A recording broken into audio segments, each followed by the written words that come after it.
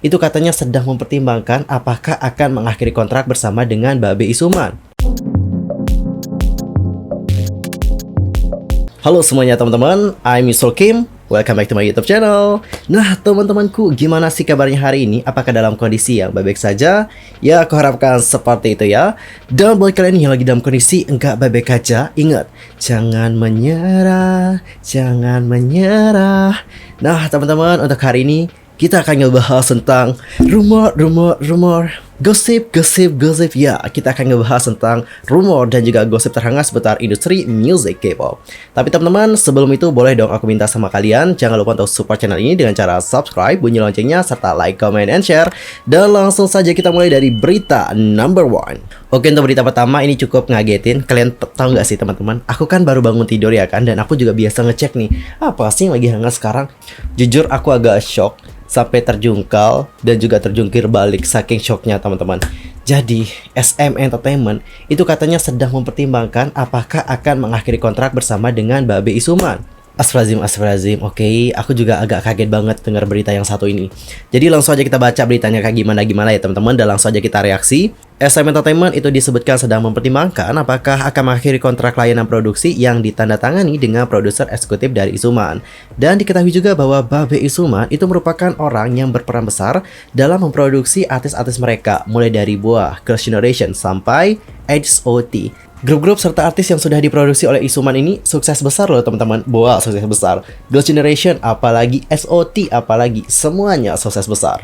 Lalu nih teman-teman, pada tanggal 15 September ya, SM Entertainment sudah mengeluarkan statement kayak gini.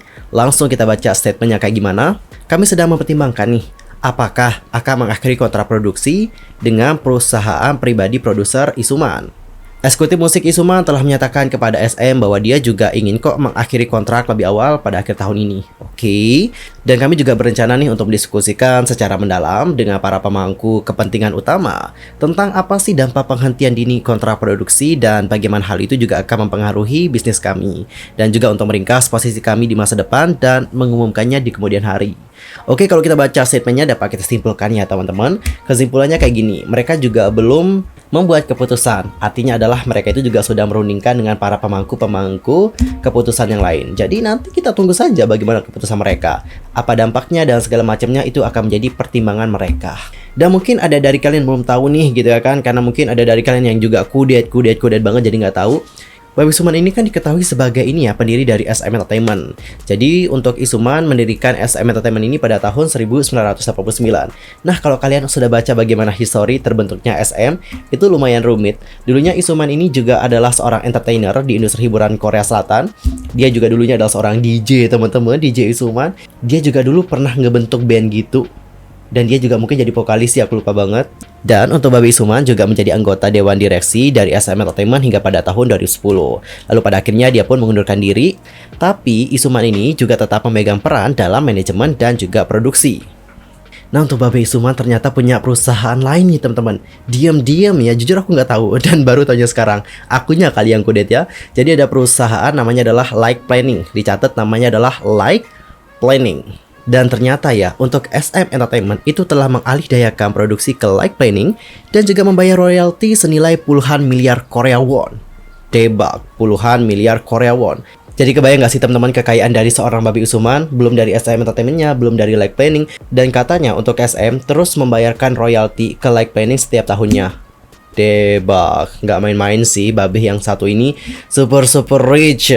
Dan di sini tuh ada salah satu perusahaan, nama perusahaannya juga cukup sulit untuk disebutkan karena mungkin akunya yang agak rada-rada gitu ya kalau bahasa Inggris. Align Partner Asset Management. Jadi untuk perusahaan ini itu diketahui punya saham sebesar 1,1% di SM Entertainment. Dan dia juga menunjukkan bahwa SM itu telah membayar 142,7 miliar Korea won atau setara 102 juta US dollar. Ayo teman-teman dibuka HP-nya, dicari juga di Google sekarang berapa 102 juta US dollar dikonversikan ke rupiah. Antar komen di kolom komentar ya. Selain itu ada juga interpretasi bahwa pengumuman ini dimaksudkan untuk mengurangi oposisi dan juga tekanan dari pemegang saham. Seperti salah satunya adalah Align Partner Asset Management terhadap royalti berlebihan SM Entertainment yang dibayarkan kepada perusahaan swasta produser eksekutif Isuman. Waduh, waduh, waduh. Oke, kalau masalah tentang orang-orang dalam kayak gini, aku sih no comment ya teman-teman ya. Ya, yang namanya juga bisnis, yang namanya juga tentang money, money, money, dan juga money. Drop some money. Itu kan emang selalu ribet ya teman-teman ya. Jadi kita sebagai orang yang awam dan juga tidak terlalu tahu mengenai hal yang seperti ini cukup silent. Next, kita akan masuk ke second topik. Kita akan membahas tentang netizen yang lagi-lagi nggak henti-hentinya terus berdebat ya. Udah kayak lomba aja ya, lomba debat aja nih mereka. Jadi mereka itu berdebat nih tentang apakah untuk XG ini kan girl group Jepang ya. Boleh nggak sih mereka itu tampil di budaya Korea? Budaya Korea ini semacam festival gitu. Sekedar untuk informasi, XG ini adalah girl group global baru di bawah label XG ALX. Dan grup ini juga telah mempersiapkan debut mereka sejak tahun 2017 dan akhirnya mereka masuk ke industri K-pop pada bulan Maret tahun ini. Tapi nih teman-teman, banyak yang bertanya-tanya apakah grup itu harus ya diklasifikasikan sebagai grup idol K-pop karena semua membernya juga berkebangsaan Jepang. Dan kalian juga pasti tahu dong bahwa untuk XG kan sudah merilis beberapa lagu. Salah satunya adalah yang Tipi Toes dan juga Mascara ya judulnya ya. Oke. Dan untuk lagu-lagu yang kayak Tipi Toes dan juga Mascara itu kan pakai bahasa Inggris ya, tidak pakai bahasa Korea juga. Jadi ini juga sih dari kemarin yang diperbincangkan sama netizen. Ini grup kayak gimana sih? Ini J-pop, K-pop atau bagaimana gitu. Dan bahkan ya setahu aku untuk XG itu juga melakukan yang namanya promosi di acara musik Korea. Let's say kalau nggak salah pada kala itu mereka berpromosi di acara M Countdown deh. Itu setahu aku ya teman-teman. And I know you know about that. Pasti kalian juga tahu dong tentang hal itu. Masa sih kalian nggak tahu? Atau kalian emang belum nonton bagaimana penampilan mereka di M Countdown?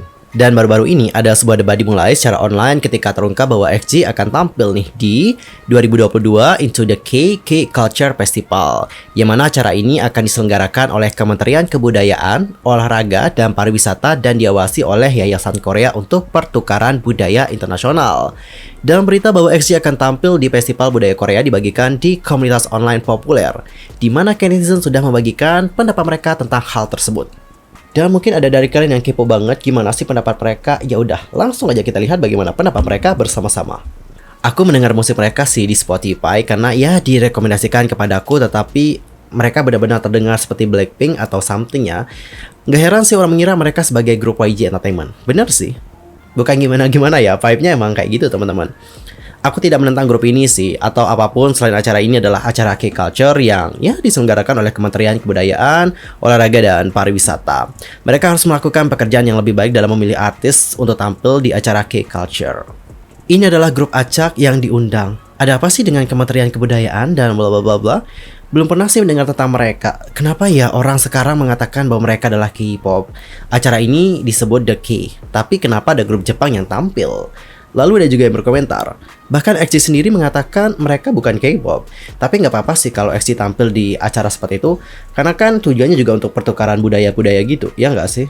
I mean like, it's okay lah. Itu pendapat aku ya, nggak tahu juga sih pendapat kalian. Karena setiap orang kan beda-beda pendapat ya teman-teman ya. Kalau aku sih ngelihatnya emang it's okay gitu. Kalau kalian sendiri gimana? Nanti langsung aja sampaikan bagaimana opini kalian di kolom komentar. Dan untuk topik, kita udah masuk ke topik terakhir teman-teman, gak terasa ya. Kita akan masuk ke rumor ataupun gosip terakhir. Kita akan membahas tentang Rose Blackpink. Untuk Rose akhir-akhir ini aku lihat semakin bersinar dan juga semakin bersinar ya. Kalian tahu gak sih tentang lagu yang Build Up yang sama Bella Poarch? Ternyata untuk Rose juga ini ya berpartisipasi dalam lagu tersebut. Karena seperti yang sudah kita lihat bagaimana bocorannya, Rose juga menyanyikan bagiannya gitu ya di lagu tersebut. Tapi saya nggak dirilis teman-teman. Tapi bagus banget sih bagian Rose, gila. Apalagi Rose tampil dalam musik videonya kayaknya bakalan lebih wow lagi sih. But it's okay, badut, kita akan lupakan. Nah, yang baru-baru ini dilihat oleh banyak netizen adalah bagaimana perhiasan yang digunakan oleh Rose. Dan Rose juga disebutkan kayak punya pipe actress gitu. Sekedar untuk informasi nih teman-teman, untuk Rose Blackpink itu sudah terbang ke Jepang untuk menghadiri acara pameran Tiffany & Co Botanica Blue Book 2022 Exhibition. Jujur kalau aku dengar kata Blue Book itu aku teringat dengan joke bahasa Inggris yang sudah familiar di kalangan orang-orang Indonesia. Dan selain itu, penampilan sang global ambassador ini juga sontak mencuri perhatian dikarenakan memakai kalung seharga 31,3 miliar rupiah. Itu kalungnya doang loh teman-teman. Ini Rose pakai kalung gitu ya kan, serasa gendong rumah ya teman-teman. Karena dengan 31,3 miliar rupiah kita bisa mendapatkan rumah yang bener-bener mewah banget loh teman-teman. Jangan sebut Rose paman, kalau kalungnya saja yang mahal ya, tapi dari outfit dan juga dari berbagai pernak-pernik yang lain itu juga mahal banget. Kita sebut saja salah satu contohnya adalah gelang. Jadi untuk gelang yang dipakai oleh Rose namanya adalah Schlumberger Carats Diamond Stitch Bangle yang harganya itu adalah $210.000 atau sekitar 3,1 juta rupiah. Lalu untuk heels hitam yang dikenakan oleh Rose di acara itu merupakan koleksi dari Saint Laurent yang harganya $845 atau sekitar 12,5 juta rupiah. Dan untuk netizen Korea yang melihat bagaimana penampilan Rose di sana, itu nggak bisa diam diri doang gitu untuk nggak muji Rose. Adapun untuk komentar-komentar mereka kayak gini, langsung aja kita lihat. Wow, perhiasan yang dikenakan Rose hampir bernilai 3 juta dolar loh. Dia terlihat seperti seorang aktris sih. Benar, Pipe Rose emang kayak aktris banget teman-teman, jujur. Ini bukan gimana-gimana ya. Kalau kalian lihat Rose, dia itu kan udah keelegan banget ya. Wajahnya itu loh seperti aktris Hollywood. Dia kalau main di film Hollywood bakalan wow banget sih. Jadi aku menunggu banget bagaimana debut aktris dari seorang Rose. Kalau Rose main di film Hollywood, dia itu cocok jadi ini sih.